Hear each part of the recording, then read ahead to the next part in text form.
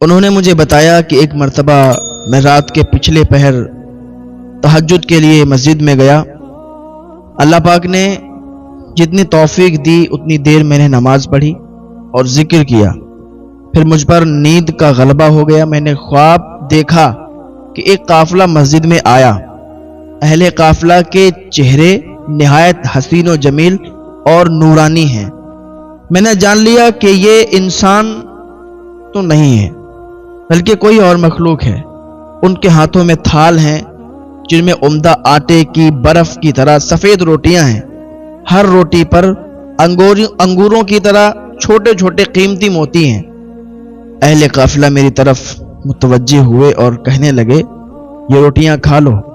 میں نے کہا میرا روزہ ہے۔ تو وہ کہنے لگے، یہ مسجد جس کا گھر ہے اس نے حکم دیا ہے کہ تم یہ کھانا کھا لو۔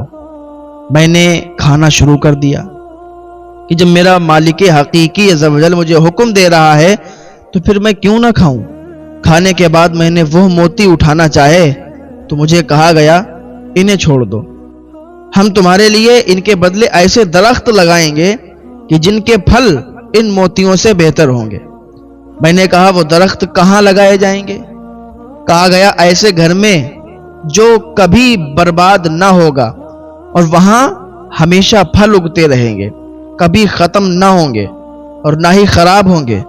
وہ ایسا ملک ہے جو کبھی منقطع نہیں ہوگا، وہاں ایسے کپڑے ہوں گے جو کبھی پرانے نہیں ہوں گے۔ اس گھر یعنی جنت میں خوشی ہی خوشی ہے، میٹھے پانی کے چشمے ہیں، وہاں سکون اور آرام ہے۔ ایسی پاک باز بیویاں ہیں جو فرما بردار، ہمیشہ خوش رہنے والیاں اور دل کو بھانے والی ہیں۔ وہ نہ تو کبھی ناراض ہوں گی اور نہ ہی ناراض کریں گی۔ لہذا دنیا میں جتنا ہو سکے تم نیک اعمال کی کثرت کرو۔ یہ دنیا تو نیند کی مانند ہے کہ آنکھ کھلتے ہی رخصت ہو جائے گی، اور لہذا اس میں جتنا ہو سکے عمل کرو اور جلدی سے جنت کی طرف آ جاؤ جہاں دائمی نعمتیں ہیں۔ وہ جنت کا ذکر کر رہے تھے، پھر میری آنکھ کھل گئی، لیکن ابھی تک میرے ذہن میں وہ خواب سمایا ہوا تھا اور میں جلدی جلدی اس گھر یعنی جنت میں پہنچنا چاہتا تھا جس کا مجھ سے وعدہ کیا گیا۔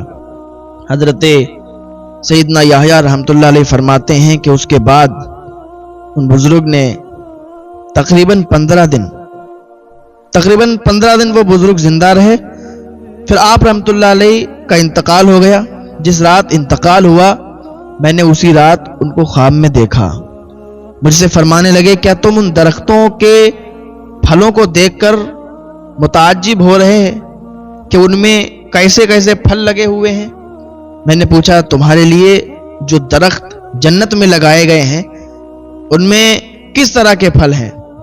آپ رحمت اللہ علیہ نے فرمایا، وہ تو ایسے پھل ہیں کہ جن کی تعریف بیان نہیں کی جا سکتی۔ خدا عز و جل کی قسم، جب کوئی اللہ عز و جل کا مہمان بنتا ہے تو وہ پاک پروردگار عز و جل اس کو ایسی ایسی نعمتیں عطا فرماتا ہے جن کے اوصاف بیان نہیں ہو سکتے۔ اس کے کرم کی کوئی انتہا نہیں، وہ اپنے بندوں پر بے انتہا کرم فرماتا ہے۔ اللہ عز و جل ہم گناہ گاروں پر بھی اپنا خصوصی کرم فرمائے اور ہمیں بھی اپنے حبیب مکرم صلی اللہ تعالی علیہ وسلم کے ساتھ جنت الفردوس میں جگہ عطا فرمائے، آمین۔ چھپ چھپ کے جہاں سے کہ نہیں دیکھ سکوں میں، چھپ چھپ کے جہاں سے کہ نہیں دیکھ سکوں میں، جنت میں مجھے ایسی جگہ میرے خدا دے۔ اللہ پاک کی بارگاہ میں دعا ہے اللہ تعالی ہم سب کو نیک عمل کرنے کی توفیق عطا فرمائے۔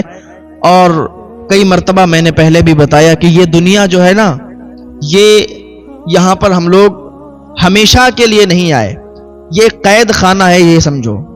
وہ کسی نے کہا تھا کہ کون کہتا ہے کہ مومن مر گیا؟ ارے بھائی، قید سے چھوٹا وہ اپنے گھر گیا۔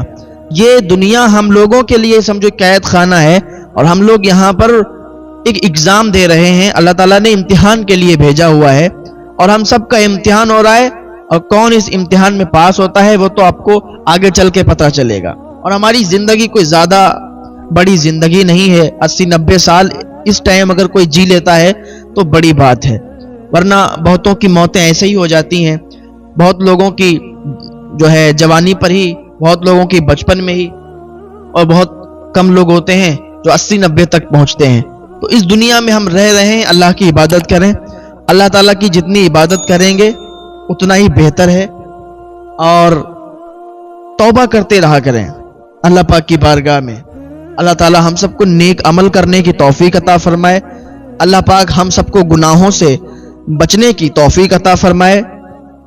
ہم سب کا یہ رویہ بن جانا چاہیے کہ ہم اٹھیں بھی تو حضور پر درود پڑھتے ہوئے، ہم چلیں بھی تو حضور پر درود پڑھیں، ہم سونے جائیں تو حضور پر درود پڑھیں.